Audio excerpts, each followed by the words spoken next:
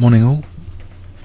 Let's have a look this morning at a game which has caught my attention, Vishy Anand versus L'Ami, who's actually Netherlands player, I think French origin, L'Ami French for the friend. So Vishy kicked off with E4. This was in round 12 and we saw a Sicilian defence, and there's actually a little bit of video footage with this. And I just thought when I was looking at the video, blimey, you know, if you were playing Vishy Anand, one of the kings of chess, it's like you're not just playing a chess game anymore. You're playing, you know, a chess idol. I don't know how these super GMs can kind of cope with that fact that Vishy's so admired, and whatever you're faced with will be absolutely world-class play when you're playing black against Vishy. How do you try and generate counterplay? How do you have this ability to get into that fighting spirit without kind of knowing your opponent is like idolized by like potentially millions of people around the world? But anyway, let's see. So how is this game going to be a fight? Well, you know, he's already chosen the fighting opening, so it already changes the character of the game to being a real fight, rather than we saw Magnus Carlsen just happy with much more solid opening against Vishy. So this is the opposite extreme. This is Sicilian Najdorf territory. And we've seen some players like Van Wheelie being bashed in the Sicilian defence. I'm not sure it's been doing that greatly overall. I've certainly seen some crushes where white's crushed black. But anyway, will this game be different? We see A6, and after bishop E3 we don't see a kind of Shane setup, which in some ways, well, it's kind of passive and maybe even G4 sometimes quickly. This next move E5 gets a good grip on the centre, and in theory discourages a plain assault on the black king if black's going to castle kingside. Okay, so we see bishop E6. This bishop doesn't have to be developed yet, and now we see a rather modest move H3, which is interesting. You know, you might think sometimes F3 or Queen D2. The problem is sometimes this D5 move at some point is going to become useful to black to liberate the position.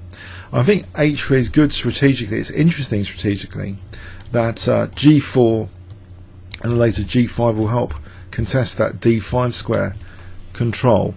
It also, of course, does the same sort of thing as F3 as well, in terms of keeping pieces out of G4. With also this bishop might want to go to G2 later as well, so it's providing a little bit of extra functionality over F3. That this bishop could also exert influence on that G2 square to D5 control.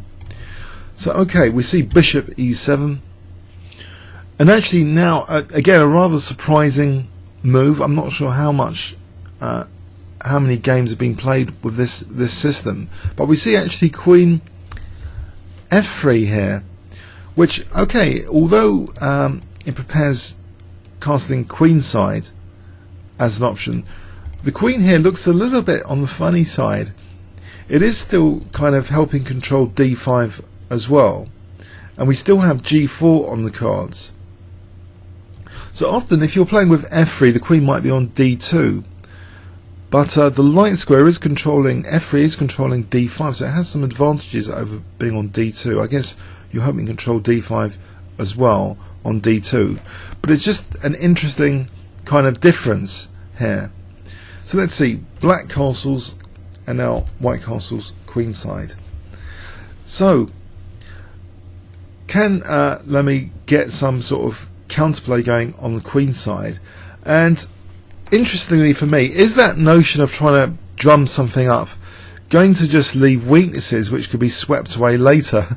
And that's a really kind of cynical view of this whole position, that you'd normally expect both sides to be, you know, going to bash each other with corresponding like attacks which look a little bit like this, and using maybe the C file, or that's the general pattern. Both sides are going to try and smash through each other's kings here. It's an exciting sort of position, but if you're a cynic, you might also think that these pawn moves that are going to be indulged in might actually be long-term weaknesses, and technically actually white has a free-to-do pawn majority here.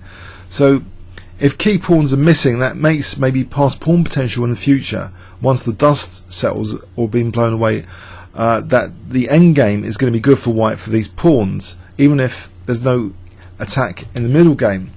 And factor in also control and the battle of d5 here, that g4 isn't just about smashing the opponent's king, it's about d5 control potentially, dislodging this knight away from controlling d5. So this is an interesting cynical observation about this this pattern of play which we're about to witness here. So let's see, queen c7, g4. It's a great fun position from a fun opening, for sure. Rook c8 now. So the queen on c7 does seem quite logical. It's pinning down this knight. One advantage of the queen being on d2 would have been protecting c2. So is there some justification for this battery that actually this is a useful pin to get straight away? So b5, for example, b4 is a pretty serious threat because the queen's not defending c2. So we see Vishy actually calmly playing king b1. And now, intriguingly, you might say, or maybe you might think, well, because g5 is a threat, that this idea of b5 might not actually be that great here, potentially. And it seems, look, I mean, wasn't convinced at all with b5, and we're going to have to check that out in the second pass. I guess it makes sense as well for b5 that the bishop was coming to b7. There's no point in vacating b7, except maybe for a queen later. Can actually the b7 square be useful? But whatever the reason, in this position actually, the move a5 was chosen. And here, this cynical kind of view of the position maybe is relevant actually. The cynical view of the position is that these attacks are really about getting to the opponent's kings, but the cynic might say, well, actually what you can do is encourage pawn moves and try and fix down the pawns and munch them and win the endgame. Now this next move betrays actually this kind of cynical view. This move a3. What does actually a3 do? Well, one thing, it gives this a2 square, and now the thing is, after a4, which does gain a tempo, we get this knight a2 to b4 potential maneuver as a blockade, and actually we see that now, b5, or this either knight to a2, knight 1 a2. So can these pawns actually be a fixed target? And you might ask, well, why didn't also white just take on b5? Well, that would give black some counterplay surely, without needing to calculate very deeply. This kind of position, well, is also allowing queen takes c2 check. that's one particular reason. But even in general, on general grounds, the b file might be useful for getting to the king later. So this blockade strategy seems perfectly good, and also of course with c1 vacated, rook c1 later is going to be useful as well. And actually in this position you might think, hasn't black got a useful forcing move here, playing on the fact that c2 is vulnerable here to this virtual pin? This next move maybe shows some excitement over that fact. Black actually gives up voluntarily the light square bishop with bishop takes a2 check. Now I think black would be licking his lips totally here if Vishy had played king takes a2, then b4 with tempo, and then a3, c3 is undermined, the rook's on the a file. It looks like a disaster, a total disaster. But Vishy's idea here is this pawn sack. He plays knight takes a2, and he's still got this blockade on the b5 square, and the b5 pawn is vulnerable now. He's giving black this seemingly dangerous check, but it doesn't do anything immediately after. With b4 blockaded now, we're seeing more and more the presence of this kind of more cynical strategy of fixing down and winning these pawns and trying to win the endgame, believe it or not. It's a ridiculous idea, you might think. Here also, knight takes e4. I guess bishop d3 is unpleasant for black. Queen takes e4 is potentially on the cards. It wasn't played in this position because perhaps bishop g2, and we've got too many tactical vulnerabilities on this diagonal. So the knight and the rook behind it. So black actually plays knight c6, and it looks as though queen e4 really is being threatened here, offering of course b5 at the moment. And in fact Vishy plays rook c1, encouraging losing e4 for b5, being temporarily a pawn down, funny enough. But white's positional asset here goes beyond short-term calculation. It's getting this bishop pair and trying to prove that bishop pair will reap great rewards and at least get back the investment of a pawn pretty shortly. And if white can do that, then white simply has the bishop pair. And also this a pawn, if white's going to win b5 soon, this a pawn is going to be a target. So let's see, queen takes e4 is played, and maybe black doesn't really sense the danger. And there's at least one other game I've seen just the other day in the Catalan where Caruana, he played this technical thing, but he won a pawn, but he gave the opponent the bishop pair, and it turned out the dark square bishop destroyed his king side, and we should have a look at that game as well. But this seems to be at this super GM level. This is a way of winning games using basically the bishop pair element for a dynamic pawn sacrifice, and that later getting huge rewards. So here we see white is a pawn down in this actual position.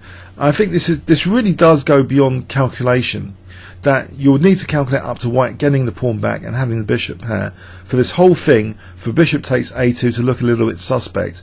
Right now it seems black's just a pawn up. We see well, 2 pawns up. So white after bishop takes b5 is a pawn down, but this bishop pair is the major element which white has positionally, the positional advantage here. Will it be able to reap back a pawn? And this pawn is the most vulnerable pawn. These others are not so easy to attack. It's a4 which is vulnerable. c6 is immediately threatened. So we see that shielded with knight c5, and actually white does actually give up the bishop pair. So what we have is an even smaller advantage than the literal bishop pair. What we have is potentially just after bishop takes c5, we just have potentially a better light square bishop than black square bishop, and these pawns 2-to-1 pawn majority with a fixed target c5 on the c file. So let's see how this works out after rook now to c4. So Vishy's trying to get his pawn back, but he's gonna have a positional advantage after this smoke clears, so to speak. Knight a5, rook takes a4. So is the positional advantage absolutely definite here? If white's given one more move, then c4 will be stopped in its tracks with, say, rook c1, bishop c4, and then c5 is a bit of a target. Then maybe even knight c3 to e4. With that g pawn stopping f5, that's very useful to have a knight targeting c5 later. Black plays actually a forcing move, rook cb8. White plays bishop c4 anyway. Okay. And now, yes, if white's given one move here, then maybe, or 2 moves, one or 2 moves, knight c3 to e4, and this bishop's going to look dead. So is this positional advantage of this light square bishop over the dark square bishop, was it worth that temporary pawn investment, getting the pawn back? I think black starts to feel dangers in this position, maybe even knight c3 to d5 as well, This bishop being hemmed in by its own pawn is a bit of a dangerous positional liability. This c5 pawn is a bit of a liability as well. So this next move shows ambition to want to play actively. He plays e4, so he's trying to get this bishop to be aggressive on this diagonal for b2 to be a target. So black is now indulging into a pawn sacrifice line pretty soon. Bishop d5, hitting the rook. That's ignored because bishop f6 is a strong tactical threat, which we need to maybe check out in the second pass. But this is shielded, knight c3. The rook moves. And then we see rook c1. So white's potentially going to not just win this pawn but target c5. So black's position is looking to be a little bit on the fragile side now. Black plays now c4. At the moment the knight's of course pinned, so there's no immediate knight e4 threat. Pardon me. So king a2. That's away from any immediate check with knight b3, but knight b3 still attacks this rook. Rook c2. Okay. And this rook's hanging at the moment. This tactical move, knight c1 check, is played here. And we'll look at the exact tactics in the second pass. It wasn't taken. Vishy just plays the calm king b1. Now, if you remember that cynical approach to the position that I mentioned earlier, white's attack hasn't actually progressed past this construction here, h3 and g4. There wasn't any attempt to blast the opponent's king. Instead, blockades were being set up against black's pawns on the queen side. The queen's coming off, and this double pawn sack leading to one pawn down, leading to no pawns down, with positional advantage. And also these two pawns are both now weak. These pawns are just on the verge of falling off a tree like the old apples ready to be falling off. They're ripe apples ready to be picked off here in this position. Where is black's actual counterplay? He exchanges one pair of rooks. So with c4 and e4 ready to fall off the apple tree, he plays knight d3, and now one of them does get picked off, so white is now officially a pawn up with a 2-0 pawn majority, if you think about it. And this pawn is still vulnerable. And now we see also bishop d3 looks as though that should be a threat that should be parried, but actually black plays h5 here. So why does he want to leave this pawn even weaker? We need to really check out why knight e5 perhaps wasn't played in this position in the second pass, which looks at first glance a plausible move, but maybe just bishop d5, and this pawn is still threatened, as well as potentially rook c7 on the f7 pawn, because the opposite colour bishops do favour the attacking side, and it makes these points very difficult to defend. So we see h5, and basically this right apple is encouraged to be a bit further down the board and to be picked off here with rook d2. And still white's pawns seem quite secure here. Okay, hg, we see rook e8, not even trying to defend the pawn. It seems a futile task. If rook d8, knight c5, this bishop's not going to be able to help a light square pawn that easily. So now two pawns up in this position. So there's been remarkable material transformations in this game. That there was almost like a pretend attack on black on the king side to sort of provoke black into action on the queen side, which basically led to weak pawns after this double pawn sack was used to get the queens off and get his pawns back, and then black's pawns were really weak, and then he ends up two pawns up after all that.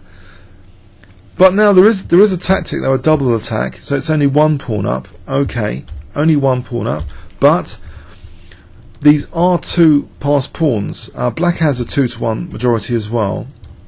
these pawns start being pushed now with b4. g5, black gets on with things, but this f2 pawn is going to make a big delay for this g pawn especially. Knight d5, bishop e5, king c2. Okay, we see king f8, and the two passed pawns are working well together now. Check. Rook d4. It seems a pretty futile ending already here. Rook takes d4, f3. These pawns will take a long time to get a passed pawn here, surely, and this knight's ready to sack itself, and the king's quite well placed over here. So let's see how this goes. f5, king c4, bishop goes here, king d3. The king's also ready to work on these two pawns to stop them. g4. That's actually ignored here with king e2. White doesn't mind g3 here. The pawn's not going anywhere because of king takes f2. And if the bishop moves, then maybe just king f1. So the knight is working with these two pawns, and that's good enough, I think Vishy thinks. So bishop d4. And we see actually knight e3 now, immediately attacking f5. This king is too far away to help the situation with these two pawns now. We see g3 and now f4, fixing that f5. King f7. As long as Vishy avoids knight takes f5, he can't lose this because g2 will be winning there. He plays king f3. After king e6, b5. Bishop blockades for a moment. Unblockade, knight c4. The king's doing well enough against the g3 pawn. Bishop c5, but then we see a5 rather. Bishop d4, a6. And now we simply see that in this position b6 is threatened, with a7 is going to be queening. And this is pretty hopeless, and it's here, well, it looks pretty hopeless, and we're going to prove that shortly now. But here Lamy resigned. So a kind of cynical, perhaps pretend attack on this side of the board provoked black to push all these pawns, which were kind of gobbled up by white. So it was very interesting strategy, maybe Petrosian-esque on the queen side, pretending to be Tell on the king side, and actually doing Petrosian style on the queen side. So in this final position, let's see, I mean, it seems b6 is crushing. If, say, king d7, b6, king c6, a7, king b7, we have a check here, king a8, and actually the bishop's awkward here for a tactic, namely check, and taking here. That's unfortunate, and this pawn is enough, of course, to win. So this is a pretty unfortunate scenario, actually, this position with the bishop actually loose on d4, but that's just the way it's working here in this position. What else can black do? Bishop a7, b6, it looks pretty hopeless. On king d5, okay, let's just quickly check, it's the same sort of thing, surely. a7, and, well, it's going to queen. Okay, so this is a hopeless endgame, it seems, this particular position. Let's go back in the game. So, Sicilian defense, was this a kind of rare bird approach? h3. I would have thought f3 is a more common move without checking, but I'm checking now this reference database. So how popular is h3? f3 is the most popular in my database, 3,421 games. Queen d2 second most with 1,500. Bishop e2 648 games. f4 304. Knight c3 to d5 124. Bishop d3 38. h3, I think people are just, in this tournament, a lot of players are trying to get the opponent out of book we've gone well out of the most trodden path with the move h3, and it continues with queen f3. 21 games we're looking at with not many notable players at all. In fact, okay, Bologan is one of the more notable players here as white, who's played this against Sakev in 1998, and it was a draw. Not too many high-level players basically have played this before. So if we go back, queen f3, black castling, white castling. This position we've only got one reference game. Pandini against Bogdansky. So they're about 23-90 both players here, and it was a win for white in 2007. So we've really gone out of book. It's kind of a novel position to play in. So g4. Okay, so black played rook c8, and then we saw just king b1. Okay, this move a5, which prompted a kind of blockade strategy response. If there was b5 here, let's see, g5, dislodging the knight, so d5 control should be better. Rook c1 seems quite sane in preparation for b4 and c2 being loose. This position seems okay for white. White could actually continue the attack in this case like this, and maybe even g6 here to accelerate an attack. Let's go with g6 for a moment. So this could get dangerous. h6 rather than hg.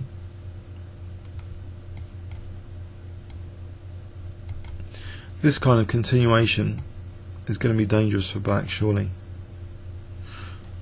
So anyway, there's still potential for a kingside attack. It's just that we didn't see any of that in this game after a5.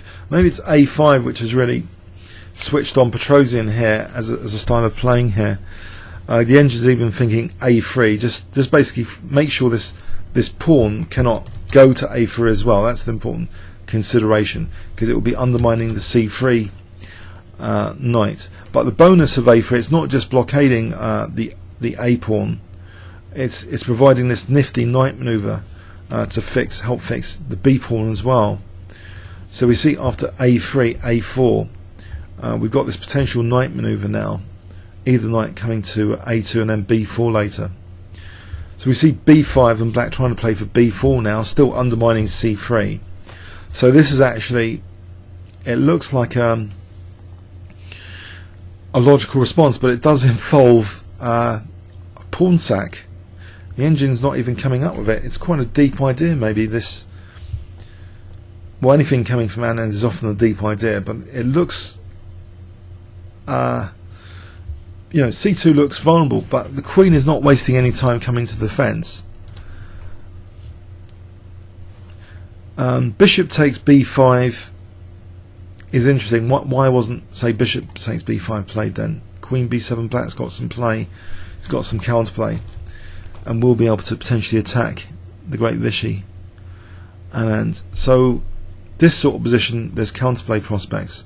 Rook a5,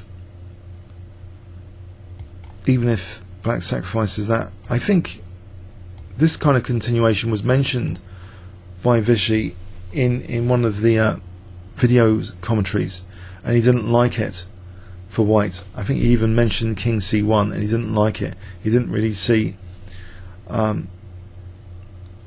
what to do in this sort of position. Black's got all the play basically. That would really transform the position. And black is technically better. So this is something Vishy had kind of seen. So maybe by just the process of elimination, he's eliminating bishop takes b5 for these reasons. It's giving black counterplay via queen b7, rook a5, and that sort of thing. Which would mean, let's just check that once more, that black is definitely going to be better here in this exchange sack line. It's clever stuff, this exchange sack, but when d5, you know, liberates these bishops, this one in particular, then that's a good sign, I think, especially this bishop on e7. That's a good indicator that black's doing well. So so this alternative approach is perhaps, in retrospect, genius. Knight 1 to a2. He's offering, basically, because he's not going to take with the king here, I think, to allow b4. He's offering c2, and we've seen this in some towel games, c2 being offered. So bishop takes a2. If king takes a2, I think b4 is an absolute cruncher. It looks as though black's doing really, really well here. If takes, we're undermining c3 surely with a3. So a takes is check, queen a7, white's going to be mated. Or worse, it's horrible. It's absolutely horrible. I have to give up until just a, I don't know, it's a disaster.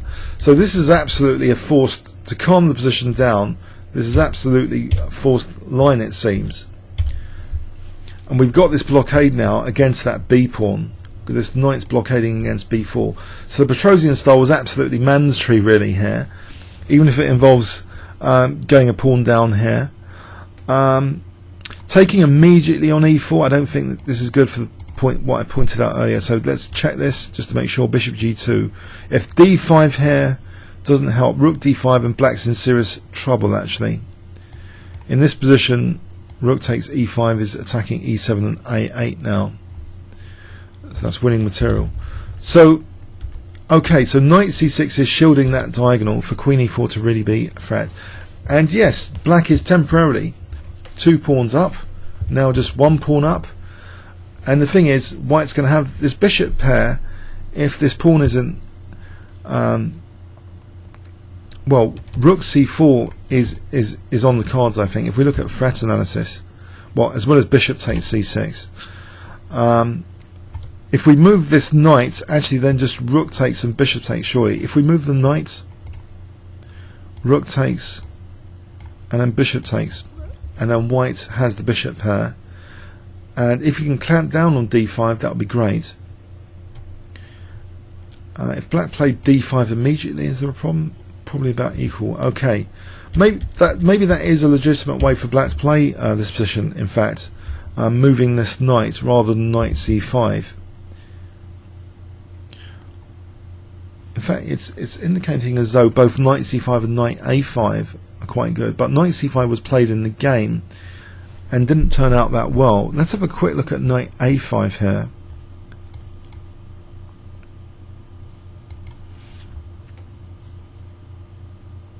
It looks as though black's position technically at this depth is okay, but white has these 2 passed pawns really on the queen side, which in the longer term should start shining as a major asset.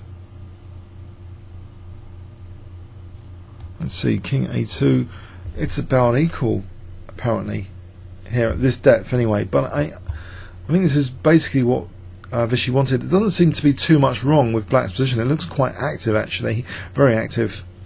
So yeah, it's about equal. So interestingly, maybe in fact knight c5 is a little bit of a mistake. The forcing move bishop takes followed by rook c4. Or was it the follow-up here?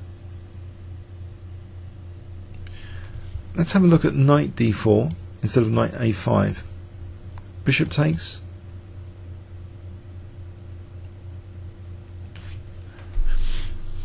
And where is black's counterplay? Say bishop h4.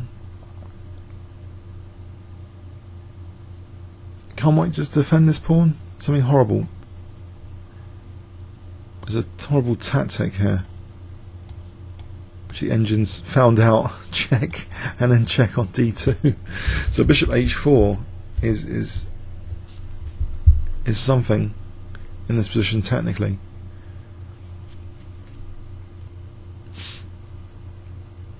Which actually means black might have been technically better. Wow. So bishop h4 is a genuine. It looks like a real computer move. Bishop. This in this line, knight d4 for bishop h4. So we saw knight a5 in the game, and rook takes a4, and again this move bishop h4 is still the same sort of tactic. Potentially this knight b3 and knight d2 tactic. So bishop h4 here. It looks like a very nitpicky kind of computer move, but how does actually white defend this pawn? If white moves that pawn, then here check, knight d2 check, loses f3 anyway, and then we get a bigger pass pawn here. We can take here, take on f3. That seems to be doing well. So maybe, you know, just bishop h4 seems to be missed. This is actually a weakness, one of white's only major weaknesses, this f2 pawn. So we saw actually in the game rook cb8, and after bishop c4,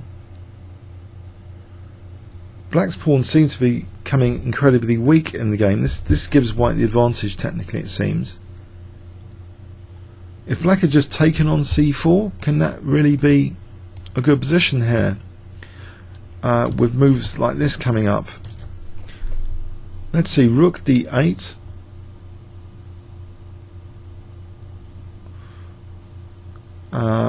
If we went for knight c3, is that so terrible? Rook d4. It's not really that clear cut, this position. It looks as though black's slightly better on this depth anyway.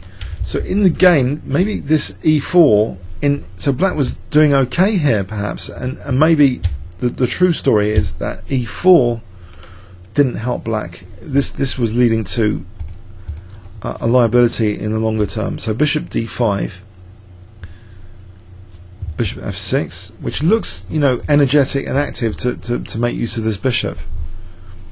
But this calm defense, knight c3, if taking here, I think this is disaster, isn't it? Rook takes b2, now threatens rook b4 check, discovered check. So say knight c3, taking. Black's going to be a little bit better here. That's quite ingenious tactics here, but it's all sidestepped by knight c3.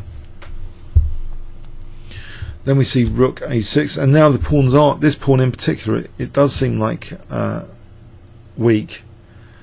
We saw in this position rook c1, the bishop's keeping guard of b3.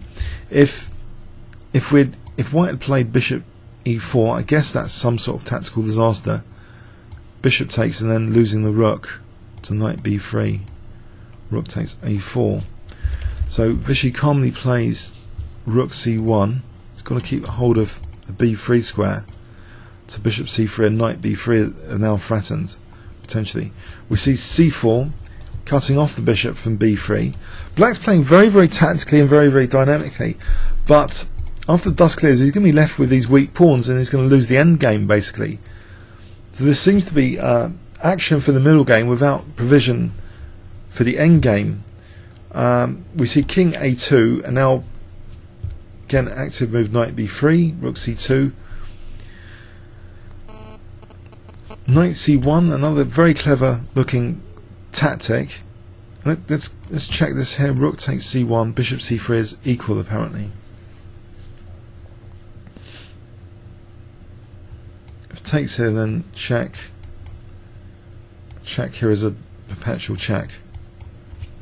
Okay, so sidestepped again with king b1, and now white's just got this position, but black's really just shot himself in the foot here with these weak pawns now.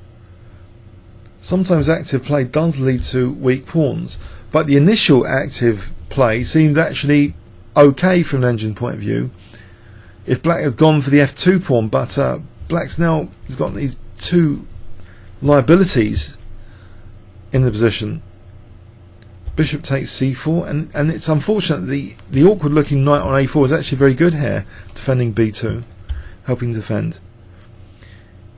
h5 we see trying to weaken this G pawn later.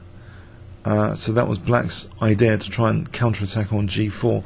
If he had played, pardon me, if he had played in this position knight E5, does it help? Bishop D5. I think we have got the threat of rook C7 as well as bishop E4, or just bishop E4 here in fact.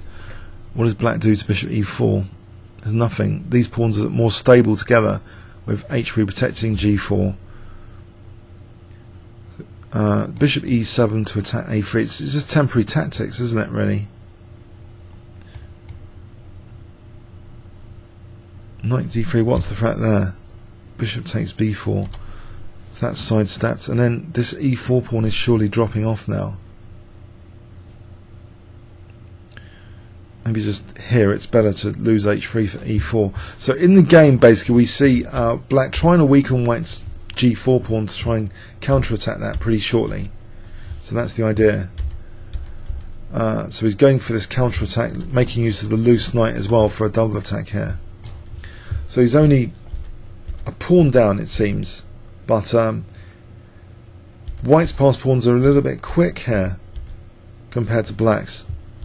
So this now comprises a winning advantage.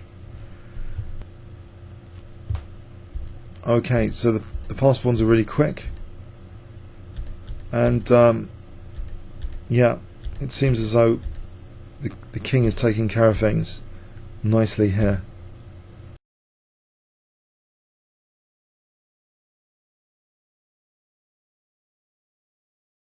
Okay, a nice win from Vishy in many respects. Provocation, creating weaknesses. Black missed, it seems, a key resource in some of the variations of bishop h4 at some point, though. But he carried on in that kind of mode of attacking, and he ended up with weakened pawns, which led to white having a winning endgame. So he kind of blew his boats, he burnt his boats, as they say, for the middle game, not factoring in that endgame.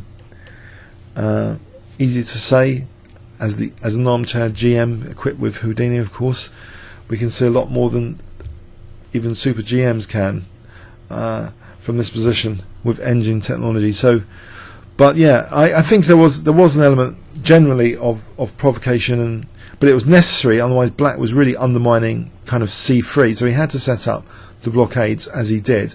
Otherwise, the C3 knight was an easy target to undermine. So I think part of Lammy's plan was absolutely correct, it seems, in retrospect. It's just how it evolved after. Comments or questions on YouTube. Thanks very much.